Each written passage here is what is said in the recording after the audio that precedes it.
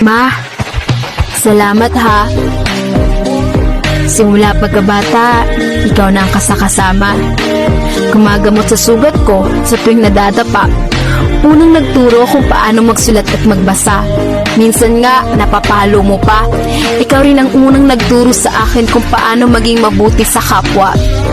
Mama, alam kong pagod ka na. Alam ko rin na minsan umiiyak ka dahil sa problema. Pero di mo lang ipinapakita.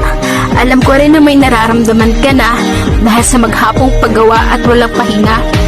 Ingatan mo naman sarili mo, Mama. Di kasi namin kaya pag may nangyari sa iyong masama. Sorry, Mama, kung matigas ulo ko.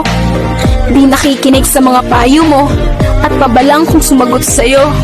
Minsan nagdadabog sa tuwing inuutusan mo. Pasensya ka na, Mama.